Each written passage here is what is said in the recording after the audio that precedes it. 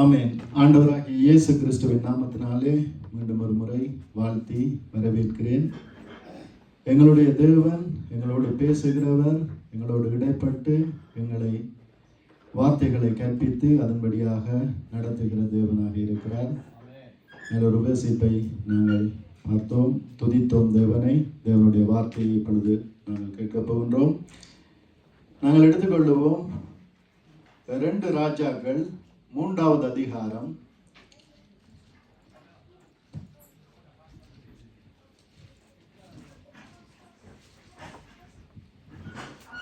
அதிலே 13வது வசனத்திலிருந்து 18வது வசனம் வரைக்கும் நாங்கள் வாசிப்போம். எலிசா இஸ்ரவேலின் ராஜாவை பார்த்து, எனக்கும் உமக்கும் என்ன? நீர் உம்முடைய தகப்பனின் தீர்க்கதரிசிகளிடத்திலும் உம்முடைய தாயாரின் தீர்க்கதரிசிகளிடத்திலும் போம் என்றான். அதற்கு இஸ்ரவேலின் ராஜா, அப்படியல்ல, கர்த்தர் இந்த 3 ராஜாக்களையும் மோவாபியரின் கையில் ஒப்பு கொடுக்கிறதுக்கு வரவழைத்தார் என்றான்.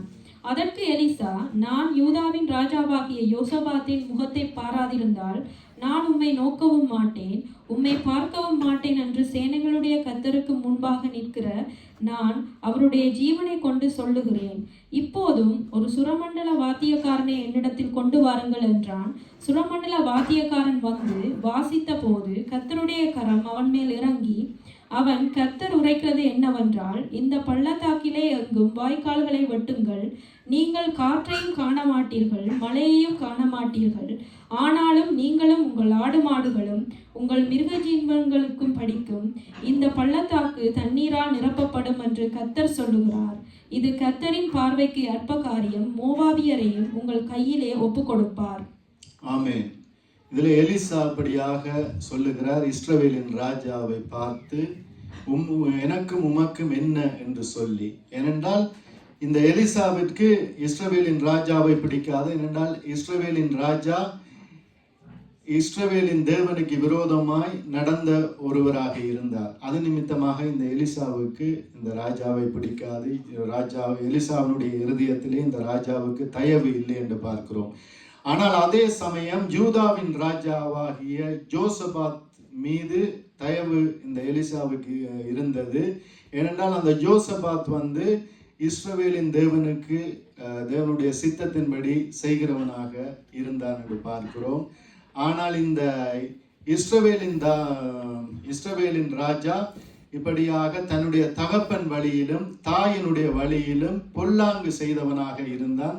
அதன் நிமித்தமாகத்தான் இஸ்ரவேலின் ராஜாவை பார்த்து இந்த எலிசா சொல்லுகிறார், உன்னுடைய தகப்பனாருடைய தீர்க்கதரிசியின் இடத்திலும் உன்னுடைய தாயாருடைய தீர்க்கதரிசியின் இடத்திலும் நீ செல் என்று சொல்லி இப்படியாக சொல்லிவிட்டு சொல்லுகிறார். அந்த யூதாவின் ராஜாவாகிய யோசபாத்தின் முகத்துக்காக நான் இந்த இடத்திலே வந்திருக்கிறேன், அப்படியாக அவனுக்கு இறங்கி நான் இந்த இடத்திலே சொல்லுகிறேன் என்று சொல்லி, இந்த இடத்திலே நீங்கள் பள்ளத்தாக்கை வெட்டுங்கள், வாய்க்கால்களை வெட்டுங்கள், அந்த வாய்க்கால் நிரப்பப்படும் என்று சொல்லி, நீங்களும் உங்கள் மிருக ஜீவன்களும் இப்படியாக தண்ணீரை குடிக்கும்படியாக பலனடையும்படியாக இந்த பள்ளத்தாக்கு நிரப்பப்படும் என்று சொல்லி, இது கர்த்தரின் பார்வைக்கு அற்ப காரியம் என்று சொல்லி அப்படியாக அந்த எலிசா சொல்லுகிறார், மோவாபியரையும் உங்கள் கையில் ஒப்பு கொடுப்பார் என்று. ஏனென்றால் அந்த மோவாபியருக்கு விரோதமாகத்தான் இந்த இஸ்ரவேலின் ராஜாவும் இந்த யூதாவின் ராஜாவும் இப்படியாக ஜோசபாத்தும் சேர்ந்து படியாக யுத்தத்தை நடத்தும்படியாக 3 ராஜாக்கள் ஒன்று கூடி அந்த இடத்திலே வந்திருக்கின்ற வேளையிலே தான் தேவனுடைய வார்த்தையை அப்படியாக எலிசா சொல்லுகிறார். அப்ப இந்த ஆகாப்பை நாங்கள் பார்த்தோமாக இருந்தால், ஆகாப்பை குறித்து சொல்லப்படுகிறது, இந்த இஸ்ரவேலின் ராஜாவுக்கு சொல்லப்படுகிறது, உன்னுடைய தகப்பன் உன்னுடைய தாயின் தீர்க்கதரிசிகளிடத்திலே போக வேண்டியதுதான் என்று சொல்லி. அப்படியாக இந்த ஆகாப்பை குறித்து நாங்கள் பார்த்தோமாக இருந்தால், ஆகாப் ஒரு இஸ்ரவேல் மனுஷனாக இருந்தான். ராஜ்ய பாரத்தை பெற்றுக்கொண்ட உடனே அவன் இப்படியாக பாகாலின் குமாரத்தியாகிய ஜெசபேலை இப்படியாக மனம் முடிக்கின்றான். அவர்கள் ஒரு விக்கிரக ஆராதனைக்காரர்களாக இருந்தார்கள் என்று பார்க்கிறோம். அப்படியாக சீதோனியரின் ராஜாவாகிய பாகாலின் குமாரத்தியாகிய எசபேலை இப்படியாக மனம் முடித்து வந்து அந்த இடத்திலே அந்த எசபேலின் நிமித்தமாக அநேக பிரச்சனைகளை அந்த இஸ்ரவேலிலே இப்படியாக இஸ்ரவேலிலே அந்த ஆகாப் செய்தான் என்று பார்க்கிறோம். இஸ்ரவேல் ஜனங்களை இப்படியாக அந்நிய தேவதர்களை பின்பற்றும்படியான காரியங்களை செய்தான். மற்றும் அவனுடைய மனைவியாகிய எசேபேல் அந்நிய விக்கிரகங்களை அந்த இஸ்ரவேல் தேசத்துக்குள்ளே கொண்டவளாக இருந்தால், அந்த அந்நிய தேவர்களுக்காக வைராக்கியம் பாராட்டின ஒருத்தியாக இருந்தால், தேவர்கள் அல்லாத அந்த காரியங்களுக்காக வைராக்கியம் பாராட்டிய ஒருத்தியாக இருந்தால், அதன் நிமித்தமாக இந்த ஆகாப் ஜெசபேல் என்பவர்கள் நிமித்தமாக அந்த இடத்திலே இருந்த எலியா பெரும் பாடுபட்ட ஒரு மகனாக, பெரும் பாடுபட்ட ஒரு தீர்க்கதரிசியாக இருந்தார் என்று பார்க்கிறோம். இப்படியாக அதன் நிமித்தமாக அந்த ஆகாப்பிற்கு பாடம் கற்றுக் கொடுக்க வேண்டும், அந்த எசபேலுக்கு பாடம் கற்றுக் கொடுக்கப்பட வேண்டும் என்பதற்காக அந்த இஸ்ரவேலின் தேவனுடைய நாமத்தினாலே 3 வருஷம் மழை வராதபடிக்கு, அப்படியாக வானத்தை அடைக்கும்படியாக மழை வராதபடிக்கு அந்த எலியா வேண்டிக் கொண்ட வேளையிலே 3 வருஷம் அந்த இடத்திலே மழை இல்லாது இருந்தது என்று பார்க்கிறோம். அப்படியாக இருந்த வேளையிலும் இந்த ஆகாப்பின் மூலமாகவும் எசபேல் மூலமாகவும் இந்த எலியாவுக்கு ஆபத்து வருகிறது. ஆபத்து வருகின்ற வேளையிலே தேவன் சொல்லுகிறார், நீ கேரித் ஆத்தண்டையிலே போய் ஒளித்து கொண்டு இரு என்று சொல்லி அந்த இடத்திலே தேவன் காகங்களுக்கு கட்டளை இடுகிறார் இந்த எலியாவை போஷிக்கும்படியாக. எப்பொழுதெல்லாம் அந்த எலியாவுக்கு சாப்பாடு தேவைப்படுகிறதோ அப்பொழுதெல்லாம் அந்த காகம் அந்த இடத்திலே எலியாவை போஷித்தது என்று பார்க்கிறோம். அந்த காகம் போஷித்தது. அந்த ஆற்று தண்ணீரை இந்த எலியா குடித்து இப்படியாக வாழ்ந்தவராக இருந்தார் என்று பார்க்கிறோம். அந்த 3 வருஷம் அப்படியாக வருடங்கள் செல்லுகின்ற வேளையிலே அந்த ஆற்று தண்ணியும் வற்றி போகிறதாக இருக்கின்றது. அந்த வேளையிலே எலிசாவை இப்படியாக ஒரு விதவையினிடத்திலே தேவன் அனுப்புகிறார். அனுப்பியபடியாக போஷிக்கின்றார். அப்படி இந்த ஆகாப் மற்றும் எசபேல் நிமித்தமாக அநேக துன்பங்களை, பாடுகளை இந்த எலியா என்கின்ற அந்த மனுஷன் இப்படியாக பட்டார் என்று பார்க்கிறோம் பிரியமானவர்களே. அப்படியாக எலியா அந்த இடத்திலே பாடுகள் பட்டு இருக்கின்ற வேளையிலே இன்னும் ஒரு காரியத்தை தேவன் அனுமதிக்கிறார். 3 வருஷம் சென்றதற்கு பின்பதாக அந்த ஆகாப்புக்கு முன்பதாக நீ உன்னை காண்பி என்று சொல்லி அந்த இடத்திலே ஆகாப்புக்கு முன்பதாக அந்த மனுஷன் எலியா தீர்க்கதரிசி இப்படியாக வெளிப்பட்டு சொல்லுகிறார், இஸ்ரவேல் ஜனங்களை நோக்கி, இஸ்ரவேலின் தேவனாக இருந்தால் என்னுடைய பக்கமாக நில்லுங்கள், பாகால் தெய்வமாக இருந்தால் நீங்கள் அந்த பக்கமாக நில்லுங்கள். நானும் வேண்டிக் கொள்ளுவேன், அந்த பாகாலுடைய தீர்க்கதரிசிகளும் வேண்டிக் கொள்ளுவார்கள். அப்பொழுது அக்கினியினாலே அப்படியாக பதில் கொடுக்கிற தெய்வமே தெய்வம் என்று சொல்லி அந்த இடத்திலே எலியா வேண்டிக் கொண்ட வேளையிலே அக்கினியினாலே பதில் கொடுக்கிறார். அதற்கு முன்பு அவர்கள் இந்த பாகாலின் தீர்க்கதரிசிகள் வேண்டிக் கொண்ட வேளையிலே அந்த இடத்திலே ஒரு பதிலும் வரவில்லை என்று பார்க்கிறோம் பிரியமானவர்களே. அப்படியாக அந்த எலியாவை கொண்டு தேவன் பெரிய அற்புதங்களை செய்தார். அந்த ஆகாப்பின் மீதும் ஜெசபேல் மீதும் அந்த அவர்களுடைய ஆகாப்பின் சந்ததியின் மீதும் தேவன் கோபம் மூண்டவராக இருந்தார் என்று பார்க்கிறோம். இந்த ஆகாப்புக்கு அநேக சந்தர்ப்பங்களை கொடுத்தார் மனம் திரும்பும்படியாக. ஆகாப் மனம் திரும்பவில்லை. அநேகம் தரம் இப்படியாக நான் ஆகாப்புக்கு விரோதமாக என் கையை நீட்டுவேன், இப்படியாக அந்த இடத்திலே பெரிய கொடூரம் நடக்கும் என்று சொல்லி தேவன் தீர்க்க தரிசனமாக சொன்ன வேளையிலும் பின்பு அந்த இடத்திலே ஆகாப் மனம் திரும்பிய வேளையிலெல்லாம் அந்த தேவன் இப்படியாக என்னுடைய தாசன் இப்படியாக மனம் திரும்பி தன்னை தாழ்த்தினான் என்று சொல்லி அந்த ஆகாப்புக்கு மன்னித்த தேவனாக இருக்கிறார். ஆனாலும் அந்த குடும்பம் இப்படியாக மனம் திரும்பவில்லை என்று பார்க்கிறோம் பிரியமானவர்களே. அப்படித்தான் எங்களுடைய வாழ்க்கையிலும் இந்த இப்படியான 2 பிரிவான காரியங்கள் எங்களுடைய வாழ்க்கையிலே வர சந்தர்ப்பம் உண்டு. ஏனென்றால் பிசாசானவன் எவனை விழுங்கலாம் என்று வகை தேடி சுற்றி திரிகிறவனாக இருக்கின்றான். அவன் இந்த காலத்துக்கு மட்டுமல்ல, அந்த பழைய ஏற்பாட்டிலும் இந்த ஆகாப் போல இஸ்ரவேலின் ராஜாக்களை இப்படியாக வஞ்சித்த ஒருவனாக இருக்கின்றான் என்று பார்க்கிறோம். வஞ்சித்து விக்கிரக ஆராதனைகள் இப்படியாக கூடாது என்று சொல்லப்பட்ட காலத்திலே விக்கிரக ஆராதனைக்குள்ளே பிசாசானவன் வழிநடத்தி அவர்களை வஞ்சித்த ஒருவனாக இருக்கின்றான் அந்த பொல்லாத பிசாசானவன். அதே சமயம் அந்த பிசாசின் தந்திரங்களுக்கெல்லாம் தப்பி தேவனுடைய பார்வைக்கு நலமானதை செய்த ராஜாக்களும் இந்த புத்தகத்திலே இருக்கிறது. இந்த ஆகாப் வாழ்ந்த காலத்திலே யூதேயா தேசத்தை இப்படியாக ஆட்சி செய்தது யோசபாத் என்று பார்க்கிறோம். ஆனால் அதே சமயம் அந்த காலத்திலே இஸ்ரவேல் தேசத்தை சிறிய சமாரியாவை படியாக தலைநகரமாக கொண்டு இந்த ஆகாப் படியாக ஆண்டு வருகிறார். ஆகாப் மட்டுமல்ல, ஆகாபினுடைய குமாரன் அகசியா இப்படியாக ஆகாவின் குமாரனாகிய யோராம் என்று சொல்லி இப்படியாக ஆண்டு வருகிறார்கள். அப்படி வருகின்ற வேளையிலே இந்த ஆகாப்பின் சந்ததி சத்துருவுக்கு செவி கொடுத்து பிழையான வழிகளிலே நடந்த ஒருவனாக இருந்தான்.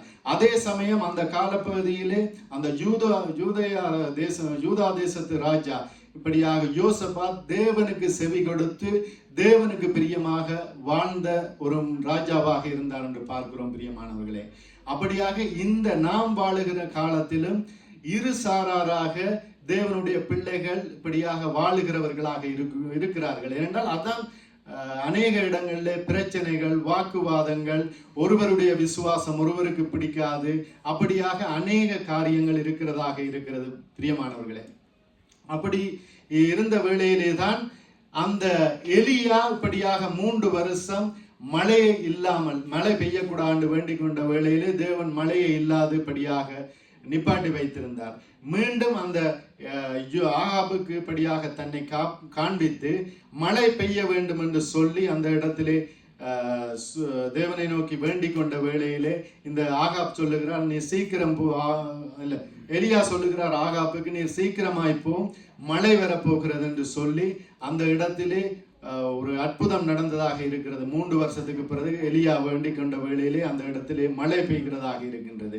அப்படியாக மழை பெய்த வேளையிலே 3 வருஷமாக அந்த தேசம் காய்ந்திருந்த தேசம், அந்த காய்ந்த மழையே இல்லாமல் தண்ணீர் பஞ்சத்தோடு இருந்த அந்த ஜனங்கள், இஸ்ரவேல் ஜனங்கள் எல்லோரும் மகிழ்ந்திருப்பார்கள். ராஜா கூட மகிழ்ந்திருப்பார், ஏன் அந்த எசபேல் கூட மகிழ்ந்திருப்பார். ஏனென்றால் அவர்களுக்கு தான் தண்ணீர் பஞ்சம். ஏனென்றால் ஒரு காலகட்டத்திலே அந்த ஆகாப் சொல்லுகிறார் தன்னுடைய ஊழியக்காரனை பார்த்து, நீ ஒரு பக்கமாய் போ, நான் ஒரு பக்கமாய் போகிறேன், இந்த ஆடு மாடுகளுக்கு வைக்கோல் ஏதாவது அம்பிடுகிறதா, புல்லுகள் அம்பிடுகிறதா என்று நாங்கள் பார்ப்போம் என்று ராஜாவே களத்தில் இறங்கி அந்த ஆடு மாடுகளுக்கு தீனி தேடியவராய், குதிரைகளுக்கு தீனி தேடியவராய் இருந்தார் என்று பார்க்கிறோம். அப்படியாப்பட்ட நேரத்திலே மழை பொழிகிறது. அந்த இடத்திலே ஜனங்கள் எல்லோரும் மகிழ்ந்திருக்கிறார்கள். அந்த இடத்திலே அற்புதம் நடக்கிறது. பாகாலின் தீர்க்கதரிசிகளை இப்படியாக அந்த இடத்திலே கொண்டு போடுகிறார் எலியா. அந்த வேளையிலும் அந்த ஆகாப் மனம் திரும்பவில்லை. அப்படியாக ஒரு சந்தோஷத்தோடு வீட்டே போகிறார். போய் மனைவியின் இடத்திலே நடந்த சங்கதிகள் எல்லாவற்றையும் சொல்லுகிறார். இப்படியாக பாகாலின் தீர்க்கதரிசிகளை எலியா அப்படியாக கொன்று போட்டார். எலியா தேவனை நோக்கி வேண்டிக் கொண்ட வேளையிலே மழை வந்தது. ஜனங்கள் எல்லோரும் சந்தோஷப்பட்டார்கள். இஸ்ரவேலின் தேவனே தேவன் என்று சொல்லி அவர்கள் அறிக்கையிட்டார்கள். அப்படி என்று சொல்லிய வேளையிலே இந்த ஆகாப் மனம் திரும்பித்தான் வீட்டே போகிறார்.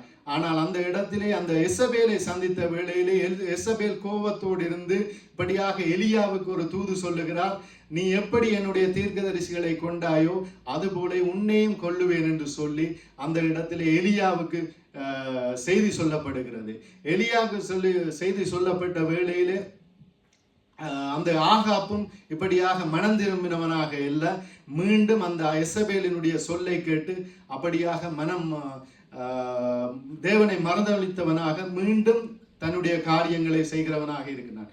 அப்படித்தான் எங்களுடைய வாழ்க்கையிலும் எங்களுடைய வாழ்க்கையை இந்த செய்தியோடு நாங்கள் ஆராய்ந்து பார்க்க வேண்டியவர்களாக இருக்கின்றோம். எப்படி நாங்கள் நடக்கிறோம், எப்படியான நிலைமையிலே நாங்கள் இருக்கிறோம் என்று சொல்லி நாங்கள் எங்களை நாங்களே ஆராய்ந்து பார்க்க வேண்டும். இது பழைய ஏற்பாட்டு காலத்திலே நடந்த சம்பவம் என்று சொல்லி நாங்கள் அப்படியாக புறம்பே தள்ளிவிடக்கூடாது. எங்களுடைய ஒவ்வொருவருடைய குடும்பத்திலும் இப்படிப்பட்ட காரியங்கள் நடக்கலாம், ஒவ்வொரு சபையிலும் இப்படிப்பட்ட காரியங்கள் நடக்கலாம். இந்த உலகத்திலே அநேக தேவ பிள்ளைகள் மத்தியிலே பிரிவினைகள் என்று சொல்லி இப்படியான காரியங்கள் நடக்கலாம். ஆனால் நாங்கள் இப்படியாக ஆராய்ந்து அறிந்து தேவன் காட்டுகின்ற அந்த நல்ல வழியிலே நடப்பவர்களாக இருக்க வேண்டும் பிரியமானவர்கள். ஏனென்றால் இந்த எசபேலையும் ஆகாப்பையும் ஒரு கீழ்ப்படியாத ஒரு சந்ததியாக அந்த சந்ததியை வைத்து எங்களுக்கு ஒரு பாடத்தை தேவன் கற்றுக் கொடுக்க விரும்புகிறார். இந்த யோசபாத்தை படியாக கீழ்ப்படுகிற சந்ததியாக வைத்து எங்களுக்கு ஒரு பாடத்தை கற்றுக் கொடுத்து தம்முடைய வழியிலே தேவன் வழிநடத்த இருக்கிறார் என்று பார்க்கிறோம் பிரியமானவர்களே. அப்படியாக ஒரு காலத்திலே அப்படியே மீண்டும் அந்த எசபேல் மனம் திரும்பவில்லை, ஆகாப் மனம் திரும்பவில்லை. அவர்களினாலே இந்த தேவனுடைய பிள்ளைக்கு, தேவனுடைய ஊழியக்காரனுக்கு பிரச்சனை, இப்படியாக பிரச்சனை. ஏனென்றால் அந்த எலியா அந்த தேசத்திலே ஒரு மகிழ்ச்சியா இருக்க முடியவில்லை, ஒரு சமாதானத்தோடு இருக்க முடியவில்லை. அந்த எலியா மீண்டும் ஓடுகிறார், அந்த தேசத்தை விட்டு ஓடுகிறார். ஓடி போய் ஒரு சூறை செடியின் கீழே இப்படியாக இருந்தார் என்று பார்க்கிறோம் பிரியமானவர்களே. அப்படி இருந்த வேளையிலே தான் தேவன் அந்த எலியாவுக்கு இப்படியாக எலியாவை ஏன் இப்படியாக துக்க முகத்தோடு இருக்கிறாய் என்று சொல்லிவிட்டு எழுந்து இருந்து நீ புசித்து குடி என்று சொல்லி அந்த இடத்திலே எலியாவுக்கு உணவை ஏற்பாடு செய்கிறார். உணவை ஏற்பாடு செய்ததற்கு பின்பதாக அந்த எலியா அந்த உணவை உண்டுவிட்டு 40 நாட்கள் பிரயாணப்பட்டுபடியாக தேவ பர்வதம் நோக்கிப்படியாக போகிறவராயிருக்கிறார். நாங்கள் வாசிப்போம் 1 ராஜாக்கள் 19வது அதிகாரத்தை எடுத்துக்கொள்வோம்.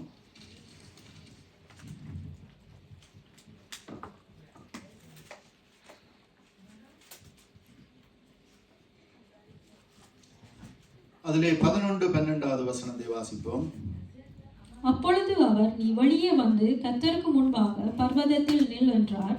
அப்பொழுது இதோ கர்த்தர் கடந்து போனார். கர்த்தருக்கு முன்பாக பர்வதங்களை பிளக்கிறதும் கன்மலைகளை உடைக்கிறதுமான பலத்த பெருங்காற்று உண்டாயிற்று. ஆனாலும் அந்த காற்றிலே கர்த்தர் இருக்கவில்லை. காற்றுக்கு பின் பூமி அதிர்ச்சி உண்டாயிற்று. பூமி அதிர்ச்சியிலும் கர்த்தர் இருக்கவில்லை. பூமி அதிர்ச்சிக்கு பின் அக்கினி உண்டாயிற்று. அக்கினியிலும் கர்த்தர் இருக்கவில்லை. அக்கினிக்கு பின் அமர்ந்த மெல்லிய சத்தம் உண்டாயிற்று. ஆமென். இதிலே சொல்லப்படுகிறது அப்பொழுது கர்த்தர் கடந்து போனாராம். கர்த்தருக்கு முன்பதாக பர்வதங்கள் பிளந்தது என்று சொல்லி, பர்வதங்கள் மற்றும் கண்மலைகள் இப்படியாக கண்மலைகளை உடைக்கிறதுமான பலத்த பெருங்காற்று உண்டாயிற்று. அந்த காற்றிலே கர்த்தர் இருக்கவில்லை. காற்றுக்கு பின் பூமி அதிர்ச்சி உண்டாயிற்று. பூமி அதிர்ச்சியிலும் கர்த்தர் இருக்கவில்லை. பூமி அதிர்ச்சிக்கு பின் அக்கினி உண்டாயிற்று. அக்கினியிலும் கர்த்தர் இருக்கவில்லை. அக்கினியின் பின் அமர்ந்த மெல்லிய சத்தம் உண்டாயிற்று. அந்த சத்தத்தை எலியா கேட்டபோது தன் சால்வையினால் தன் முகத்தை மூடிக்கொண்டு வெளியே வந்து கெபியின் வாசலில் நின்றான். அப்பொழுது இதோ எலியாவே, இங்கே உனக்கு என்ன காரியம் என்கிற சத்தம் அவனுக்கு உண்டாயிற்று. அப்ப மெல்லிய சத்தம் உண்டாயிற்று என்று இந்த வேதத்திலே சொல்லப்படுகிறது. அந்த மெல்லிய சத்தத்திலே கர்த்தருடைய வார்த்தை இப்படியாக எலியாவுக்கு வெளிப்பட்ட என்று பார்க்கிறோம். அப்படித்தான் எங்களுடைய வாழ்க்கையிலும் ஆண்டவர் மெல்லிய சத்தம் மூலமாக எங்களோடு பேசுகிறவராயிருக்கிறார் என்று பார்க்கிறோம். அந்த மெல்லிய சத்தத்தை கேட்காதபடிக்கு இந்த ஆகாப்பினுடைய செவிகள் அடைக்கப்பட்டிருந்தது. இந்த எசேபேலினுடைய செவிகள் அடைக்கப்பட்டிருந்தது. அவர்களுடைய சிந்தனை எல்லாம் தேவனுக்கு விரோதமாய் பாவம் செய்வது எப்படி என்று சொல்லி, அந்த ஆகாப்புக்கு அந்த எசேபேல் இப்படியாக ஆதரவாக இருந்தார். அந்த எசபேலுக்கு இந்த ஆகாப் இப்படியாக ஆதரவாக இருந்தார். அப்படியாக இருந்து காரியங்களை, தேவனுக்கு விரோதமான காரியங்களை இப்படியாக செய்தார்கள் என்று பார்க்கிறோம் பிரியமானவர்களே. அந்த இடத்திலே ஆகாப் எசபேலை கண்டிக்கவில்லை, எசபேல் ஆகாப்பை கண்டிக்கவில்லை. இப்படியாக தேவனுக்கு விரோதமாக பாவம் செய்கிறானே என்று சொல்லி இப்படியாக கண்டிக்கவில்லை என்று பார்க்கிறோம் பிரியமானவர்களே. அப்ப அந்த வேளையிலே தான் இந்த வேளையிலே என்னென்றால் தேவன் வந்து புனிதனுக்கு புனிதராகவும் மாறுபாடுள்ளவனுக்கு அவர் மாறுபாடு உள்ளவராகவும் தோன்றுகிறார் என்று சொல்லி வேதம் சொல்லுகிறது. சங்கீதக்காரன் சொல்லுகின்றார். அது இந்த காலத்திலும் அப்படித்தான். நாங்கள் புனிதராக நாங்கள் எங்களை காண்பித்து எங்களுடைய நடக்கைகள் எல்லாம் தேவனுக்கு பிரியமாக புனிதர்கள் போல இப்படியாக எங்களுடைய வாழ்க்கை இருந்ததாக இருந்தால் எங்களுடைய தேவன் எங்களுக்கு புனிதராக தோன்றுவாராம். நாங்கள் இப்படியாக மாறுபாடுள்ளவர்களாக தேவனுக்கு காண்பித்து இந்த ஆகாபை போல இப்படியாக எசபேலை போல இப்படியாக நாங்கள் காண்பித்தோமாக இருந்தால் தேவன் எங்களுக்கு மாறுபாடுள்ளவராய் தோன்றுவார் என்று வேதம் சொல்லுகிறது பிரியமானவர்களே. அதான் வேதத்திலே தேவன் அழகாக சொல்லியிருக்கிறார். நீங்கள் இந்த பூமியின் முடிவு பரியந்தம் எனக்காக நீங்கள் சாட்சிகளாய் வாழுங்கள். அந்த ஒரே ஒரு வார்த்தை தான் தேவன் சொன்னது. ரட்சிக்கப்பட்ட எங்களுக்கு அவர் அந்த தம்முடைய சீசர்களுக்கு சொன்ன ஒரே காரியம் இதுதான். பிதா குமாரன் பரிசுத்த ஆவியினாலே ஞானஸ்தானம் பெற்று எனக்கு இந்த பூமியின் முடிவு பரியந்தம் நீங்கள் சாட்சிகளாயிருங்கள். சிம்பிள், இலகுவான ஒரு விஷயத்தை தான் சொல்லியிருக்கிறார். அப்படியாக எங்களை கத்தி கூப்பாடு போட சொல்லவில்லை. நாங்கள் சாட்சியாக இருந்துபடியாக வாழுகின்ற வேளையிலே, தேவனுக்கு பிரியமாக நடந்து கொண்டு இருக்கின்ற வேளையிலே அனுதினமும் அந்த மெல்லிய சத்தத்தை நாங்கள் எங்களுடைய காதிலே கேட்போம். அப்படியாக கேட்கின்ற வேளையிலே தேவனுக்கு பிரியமாக நாங்கள் நடப்போம். இப்ப நாங்கள் அந்த சாட்சியை காத்துக்கொள்வது எப்படி, அதை எதற்கு ஒப்பாக நாங்கள் சொல்லலாம் என்றால், ஒரு பொன்னை, ஒரு பொக்கிஷத்தை நாங்கள் பாதுகாத்து வைப்பது போல நாங்கள் எண்ணிக்கொள்ள வேண்டும். இப்ப நாங்கள் ஒரு பெரிய ஒரு பொக்கிஷத்தை, எங்களுடைய நிலத்தை எல்லாவற்றையும் வித்து ஒரு பொக்கிஷத்தை வாங்கி கொள்ளுகிறோம். அந்த பொக்கிஷத்தை காக்க நாங்கள் எவ்வளவு பிரயாசப்படுகிறோம். ஒரு பொன்னை பாதுகாப்பது போல எங்களுடைய சாட்சியை பாதுகாத்து கொள்ள வேண்டும்.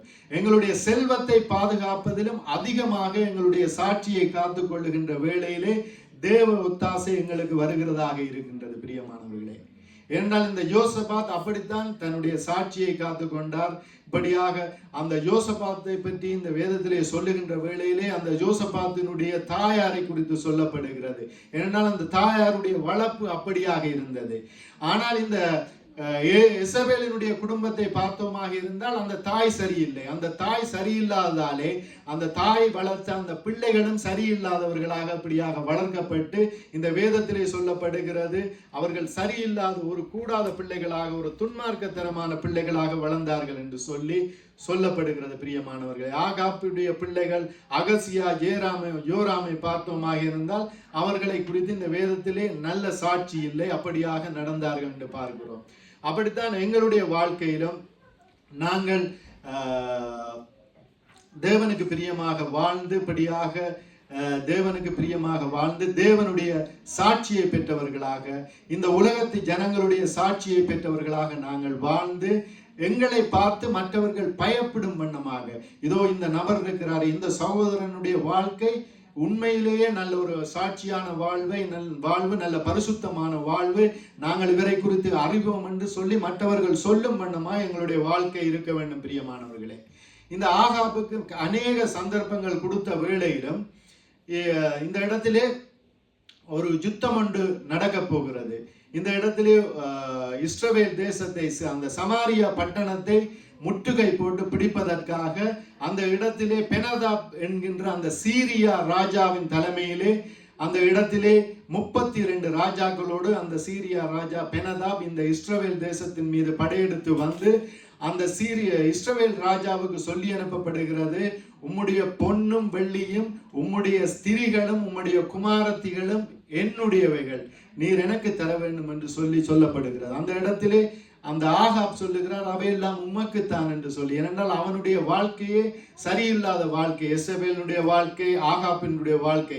அந்த இடத்திலே பெனாதாப்பை எதிர்த்து நிற்கவில்லை, அதெல்லாம் உமக்குத்தான் என்று சொல்லி அந்த இடத்திலே பின்பும் மறுபடியும் பெனாதாப் படியாக தன்னுடைய தூதர்களை, இப்படியாக சேவகர்களை இந்த இஸ்ரவேலின் ராஜாவினிடத்திலே அனுப்பி அந்த பொன்னையும் வெள்ளியையும் ஸ்திரிகளையும் குமாரத்திகளையும் என்னிடத்திலே அனுப்பும்படியாக சொல்லு என்று சொன்ன வேளையிலே தான் அவர் யோசிக்கிறார்.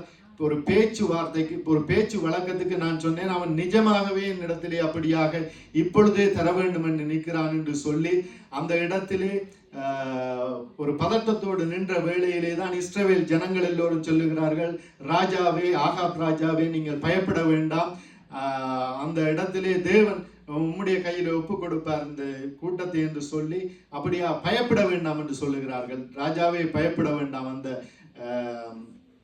ராஜா பெனதாப்புக்கு பயப்பட வேண்டாம் என்று சொன்ன வேளையிலே அந்த இடத்திலே தேவன் இப்படியாக அந்த இடத்திலே தீர்க்கதரிசியை அனுப்பி, நானே கர்த்தர் என்று நீ அறியும்படி இப்படியாக உனக்கு அந்த பெனதாபை உன்னுடைய கையிலே ஒப்பு கொடுப்பேன் என்று சொல்லி அந்த ஆகாப் ராஜாவுக்கு கொடுக்கிறார். இன்னும் சந்தர்ப்பங்களை கொடுக்கிறார், தானே கர்த்தர் என்று சொல்லி அறியும்படியாக இன்னும் சந்தர்ப்பங்களை கொடுக்கிறார். அப்படித்தான் எங்களுடைய வாழ்க்கையிலும் அநேக சந்தர்ப்பங்களை தேவன் கொடுத்து கொண்டே இருப்பார்னா, தானே கர்த்தர் என்பதை அறியும்படியாக பலத்த அற்புதங்களை நாங்கள் காணும்படியான சந்தர்ப்பங்களை கொடுத்து பலத்த அற்புதங்களையும் எங்களுடைய வாழ்க்கையிலே அவர் இப்படியாக செய்வார். அதை நாங்கள் சாட்சியாக சொல்லிவிட்டு பழைய குருடி கதவை திறவேடி என்று சொல்லி திரும்பவும் பாவத்துக்குள்ளே நாங்கள் விழுந்து விடக்கூடாது. நாங்கள் அந்த தேவனுக்காக, எங்களுடைய வாழ்க்கையிலே அற்புதம் செய்த அந்த தேவனுக்காக நாங்கள் நிற்க வேண்டும்.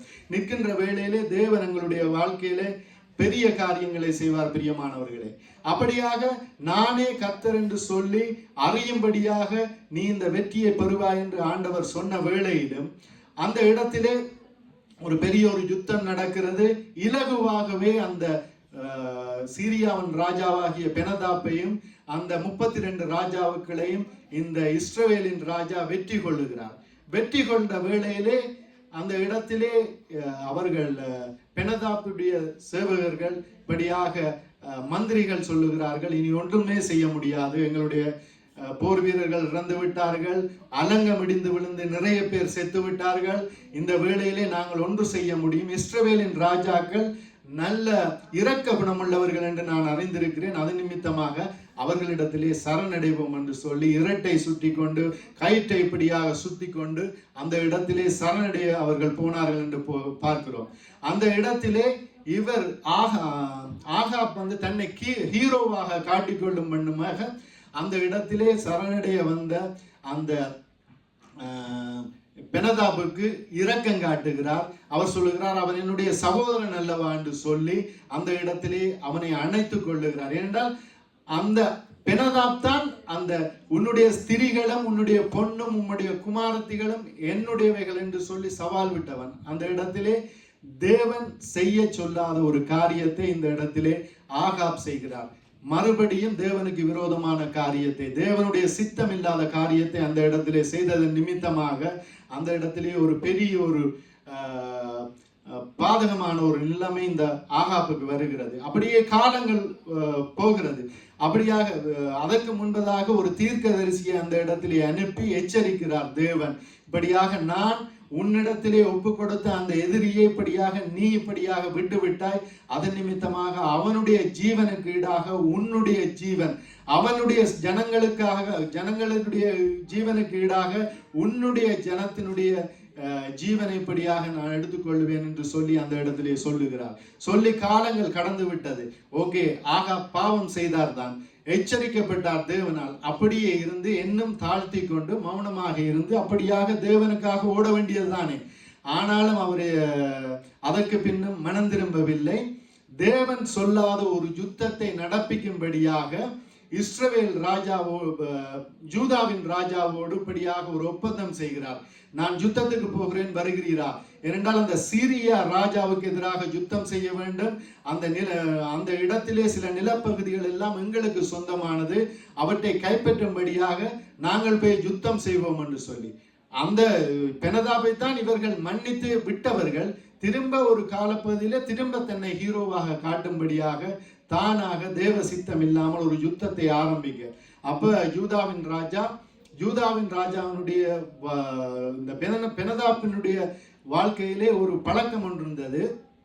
திறந்த வாசல்கள், எந்த வாசல்கள் திறக்கிறதோ அந்த வாசல்கள் தேவனால் திறக்கப்படுகிறது என்று அதற்குள்ளாய் பிரவேசித்து இப்படியாக போகிற ஒரு மனுஷனாக இருந்தார். தானாய் ஒரு கேடுள்ள வாசல்களை திறப்பவன் அல்ல, திறந்த வாசல்கள் திறக்கின்ற, அதான் தேவனுடைய பிள்ளைகளுக்கு ஆண்டவர் பாதைகளை திறக்கின்ற வேளையிலே அதற்குள்ளாய் போய் நாங்கள் யுத்தம் செய்ய வேண்டியவர்களாக இருக்கின்றோம். எதிரிகளுக்கு, சத்துருவுக்கு விரோதமாய் யுத்தம் பண்ண வேண்டியவர்களாக இருக்கின்றோம்.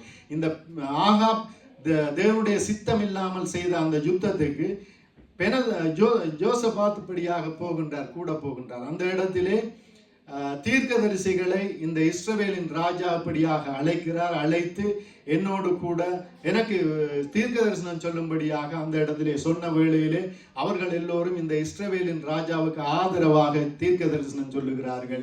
நீர் அதை கைப்பற்றுவீர், நீர் இப்படியாக இரும்பு பொருள் ஒன்றை எடுத்து இந்த பொருளை உடைக்கிறது போல அந்த சீரியாவின் ராஜாவை உடைப்பீர், ஜனங்களை எல்லாம் நிர்மூலமாக்குவீர் என்று சொல்லப்படுகிறது. அப்பொழுது இந்த யோசபாத்துக்கு தெரியும், இந்த தீர்க்க தரிசனம் எல்லாம் இது பொய் தீர்க்க தரிசனம், இங்கே வேறு தீர்க்கதரிசி யாராவது இருக்கிறாரா என்று சொல்லி கேட்ட வேளையிலே அந்த இடத்திலே தான் தீர்க்கதரிசி இப்படியாக வருகிறார். யார் என்று சொன்னால் இம்லாவின் குமாரனாகிய மீகாயா என்கின்ற தீர்க்கதரிசியை அந்த இடத்திலே அழைக்கிறார்கள். அப்பொழுது இஸ்ரவேல் ராஜா சொல்லுகிறார், இவன் எப்பொழுதும் எனக்கு விரோதமாக தீர்க்கதரிசனம் சொல்லுகிறவன், இவனிலே எனக்கு நம்பிக்கை இல்லை என்று சொல்லி. ஏனென்றால் அந்த இஸ்ரவேலின் ராஜா காதுக்கு இனிமையான தீர்க்க தரிசனங்களை கேட்டு இப்படியாக பழக்கப்பட்டவராக இருந்தார். கள்ள தீர்க்க தரிசனங்களை கேட்டு அப்படியாக பழக்கப்பட்ட இடத்திலே இந்த வேளையிலே இம்லாவின் குமாரனாகிய மீகாயா இப்படியாக வருகிறார். 400 பேர் பொய் தீர்க்க தரிசனம் சொல்லிக் கொண்டிருந்த வேளையிலே அந்த இடத்திலே தேவனுடைய தீர்க்கதரிசி வந்து சொல்லுகிறார், இப்படியாக நான் இஸ்ரவேலின் ஜனங்கள் இப்படியாக மேய்ப்பன் இல்லாத ஆடுகளைப் போல சிதறி ஓடுகிறதை நான் கண்டேன் என்று சொல்லி, அப்படி சொல்லிய வேளையிலே அந்த யோசபாத்தும் யுத்தத்துக்கு போகிறார். அவரோடு சேர்ந்து இஸ்ரவேலின் ராஜாவாகிய அந்த ஆகாப்பும் யுத்தத்துக்கு போகிறார். அந்த ஆகாப் என்னென்றால் தந்திரமாக போகிறார். இஸ்ரவேலின் ராஜா என்று ராஜ வஸ்திரம் தரித்தால் தானே எதிரிக்கு தெரியும். அவர் மாற்று வஸ்திரம் தரித்து மாறு வேஷத்திலே இப்படியாக போகின்றார். ஆனால் இந்த யூதாவின் ராஜாவாகிய அந்த யோசபாத் தன்னுடைய ராஜ வஸ்திரத்தோடைய அந்த இடத்துக்கு யுத்தத்துக்கு போகின்றார். போகின்ற வேளையிலே யோசபாத் யூதாவின் ராஜாவை நோக்கிப்படியாக படைகள் நெருக்கி கொண்டு வந்த வேளையிலே அந்த யோசபாத்தின் சத்தத்தை கேட்டுவிட்டு, இது இஸ்ரவேலின் ராஜா இல்லை, இவரை அப்படியே விட்டு விடுவோம் என்று அப்படியே அவரை விட்டு அப்படியே புறம்பாய் போகிறார்கள். அப்படித்தான் தேவனை நம்பி தேவனுக்காக நாங்கள் ஓடுகின்ற வேளையிலே எந்த எதிரி வந்தாலும் எப்படிப்பட்ட சூழ்நிலை வந்தாலும் எங்களை அணுகாதபடிக்கு விலகி செல்ல வைக்கிற தேவனாக இருக்கின்றார். இந்த ஆகாப்பை பார்த்தோமாக இருந்தால் மாறு வேஷத்திலே போய் அந்த இடத்திலே இப்படியாக யுத்தம் செய்கிறார். அதிலே வேதத்திலே சொல்லப்படுகிறது, ஒரு யுத்த வீரன் ஒன்று, எதிரி யுத்த வீரன் ஒன்று நினையாமல் தண்டவாள அம்பை இழுத்து எங்கேயோ விட்டானாம். அது போய் அந்த ஆகாப்பினுடைய உடலிலே உருவ பாய்ந்தது என்று சொல்லப்படுகிறது. பிரியமானவர்களே, தேவனுடைய சித்தம் இல்லாமல் தேவனுக்கு விரோதமாக இப்படியாக காரியங்களை செய்கின்ற வேளையிலே தேவன் உருவாக்கி வைத்திருக்கிற சிஸ்டம் ஏதோ ஒரு முறையில வந்து அந்த தேவனுக்கு விரோதமாக இருக்கின்ற நபர்களை தாக்குகிறதாக இருக்கின்றது. ஆனால் தேவனுடைய சித்தத்தின்படி தேவனுக்கு பிரியமாக சாட்சியாக இப்படியாக நாங்கள் வாழுகின்ற வேளையிலே எப்படித்தான் நெருக்கினாலும் அந்த சிஸ்டங்களை விடாது. ஏனென்றால் தேவன் உலக தோற்றம் முதலே அந்த சிஸ்டத்தை உருவாக்கி வைத்திருக்கிறார். அதான் சொல்லுகிறார், நீங்கள் அதிக கேடு வரும்படியாய் இனி பாவம் செய்யாதீர்கள் என்று சொன்னா, நீங்க பாவம் செய்தா அதிக கேடு ஆட்டோமேட்டிக்காவே வந்துடும். அது நிமித்தமாக இனி பாவம் செய்யாதீர்கள் என்று சொல்லி இப்படியாக தேவன் சொல்லுகிறவராயிருக்கிறார் என்று பார்க்கிறோம். பிரியமானவர்களே, அப்படித்தான் எங்களுடைய வாழ்க்கையிலும் இந்த வார்த்தைகளின்படியாக நாங்கள் நடந்து தேவனுக்கு பிரியமாக இந்த யோசபாத்தை போல நாங்கள் எங்களுடைய சாட்சியை காத்துக்கொண்டு எங்களுடைய சாட்சிகளை காத்துக்கொண்டு இப்படியாக நாங்கள் நன்மதிப்புள்ளவர்களாக, நல்ல மனிதர்களாக, நல்ல தேவனுடைய மனிதர்களாக, தேவனுடைய சித்தத்தின்படி நடந்தோமாக இருந்தால் எந்த ஒரு காரியம் எங்களை நோக்கி வந்தாலும் அது தேவனுடைய சித்தமா, தேவனுடைய வார்த்தையின்படி இது நலமான காரியமா என்று சொல்லி நாங்கள் பார்த்து நடக்கின்ற வேளையிலே தேவன் எங்களை இந்த யோசபாத்தை போல ஆசீர்வதிக்கிறவராய் இருக்கிறார். பிரியமானவர்களே, நாங்கள் இப்ப அதான் நான் சொன்னது போல இரு சாரார் உண்டு. இப்படியாக இந்த ஆகாபை போல, எசபேலை போல, எசபேலினுடைய பிள்ளைகளை போல ஒரு சாராரும் இந்த உலகத்திலே நாங்கள் பார்த்தோமாயிருந்தால் இந்த யூடியூப் சேனல்களில் வருகிற பிரச்சனைகள், பாடல்கள், அதன் மூலமாய் வருகிற குழப்பங்கள் எல்லாவற்றையும் பார்க்கின்ற வேளையிலே இந்த வார்த்தை உண்மை. பிரியமானவர்களே, நாங்கள் யோசபாத்தை போல வாழ்ந்து தேவனுக்காக நிற்கின்ற வேளையிலே எந்த ஒரு எதிரியும் எங்களை நெருங்க முடியாது, எந்த ஒரு ஆசீர்வாத குறைவும் எங்களை இப்படியாக நெருங்க முடியாது. எங்களை தேவன் மேலும் மேலும் ஆசீர்வதித்து வழி நடத்துகிறவராய் இருக்கிறார்.